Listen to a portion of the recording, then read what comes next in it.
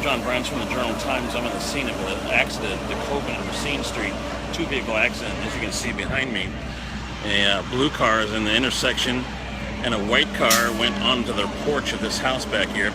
I'm here with, what's your name, sir? Andrew Gonzalez, Jr. Andrew Gonzalez. And what did you see? I'm here actually painting at my church, RFWC, and then out of nowhere I was painting. I felt just like heard a big old lot of metal, like a big old collision, and I look behind me, I see two cars just collide against each other. We heard on the scanner there was possible no pulse, no breathing. Were the first responders able to revive him? Well, when the first responders, they initially didn't feel a pulse, but then on checking further, they felt one. On this site right here, and it's really amazing to watch it go. We're going to hunt you down, and you're going to be arrested. Rest assured. I think I'm very positive of is the three people who are dead are involved with the gang in Illinois. Should residents around here be concerned that gangs are creeping into the rural areas? Looks like we got a pickup truck and a car, and I'm here with Henry. Henry, you were driving behind. Yeah, I was driving behind one of the vehicles. Is the $270,000 waste management overbilled the town since 2006 over several contracts. Former town board chairman Fred LOOMIS said the town's clerical error cost taxpayers money. That was a big issue. I thought about doing something that maybe would help people feel better, or just... What have people been saying about it? A lot of good things. I didn't expect it. So people have been stopping and taking pictures, and that's good. Like my insides are going to pour out of me. Getting off the Demon roller coaster, 10-year-old Lauren Sharp and her dad Scott are finally back at Six Flags Great America. Well, I've kind of been wanting to do this for a while now. What is it about a roller coaster that's cool? Kind of not knowing what's going to happen next. Like if you're going to go upside down or if it's going to speed up and then you're going to Getting on this fast track was just a dream 2 years ago when she was diagnosed with acute lymphoblastic leukemia, or ALL as it's called. She lost her hair and endured painful treatments. It's a parent's worst nightmare, yeah. It rocked us to the core, and watching your child go through it was tough. With her loving family and her new dog Taffy, she got through it. Ever since she kind of recovered from the cancer treatment, she's been a little bit of a daredevil. I made this up in the hospital, and I always say to myself, I say, stay strong and don't look back. She said her goal is to go skydiving like her friends, but for today, she'll conquer a coaster. To try and go on one of the biggest ones without throwing up. We like Relay for Life because it's part of the American Cancer Society, and they share research with all kinds of cancers. Lauren has done Relay for Life for 3 years straight, now in remission. As the honorary youth survivor, she hopes to be an inspiration for others. It's going to hurt for a little bit, but once you're done with it, you're going to feel braver. They should get involved because they had cancer, and if you're over it, you should really help other people get over theirs too. Get your team together for Relay for Life of Kenosha. The event is August 7th at the UW Parkside Campus track. For more information, go to relayforlife.org.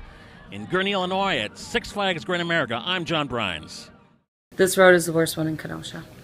Barbara Townsend has no love for the road she's lived on for over 2 decades. She's fell in a pothole and busted her car's suspension on the condition of the road. Unfortunately, her 27th Street and 28th Street neighborhood sits on the border between the city of Kenosha and the town of Summers. Summers Town Administrator vows a joint project will get it done this year. What will be paved this summer, I think that's still open for discussion. Summers was basically shafting us. Aldermen on Kenosha's Common Council don't see eye to eye. I want to see the cash on the table.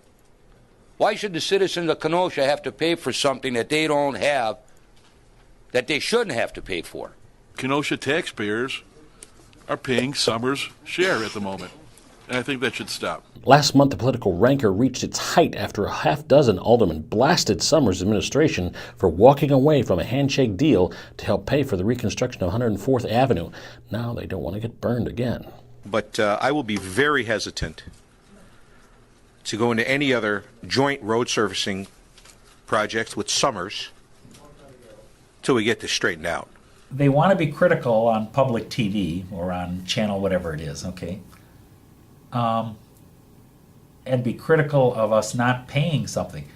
When was the last time you paid a bill when you never received a bill? Morris wants them to stop the rhetoric and show him an invoice. In the meantime, both parties plan to meet in the next 2 weeks to work out a cost-sharing deal for 27th and 28th. Residents caught in the middle hope a compromise can be reached. Summers should take care of the road in front of the Summers houses, and Kenosha should take care of the road in front of the Kenosha houses, and just get it done. For Kenosha News, I'm Jon Brines. She does have big feet, doesn't she? They look like cute, fluffy golf balls with wings and heads and beaks and eyes. School kids from Stoker Elementary School in Kenosha were stoked to be in front of real-life peregrine falcon chicks. The kids named them Sharky and Thunderclaw before their legs were banded and blood samples taken by a wildlife researcher. 230 miles per hour, so they can catch their prey. The school kids have been learning all about them and watching the eggs hatch in their nesting boxes thanks to a webcam. They learned how DDT pesticides almost made them extinct. That was because of a new pesticide that got into the bugs, and when the peregrine falcons eat those birds that are sick, they get sick and they eventually die.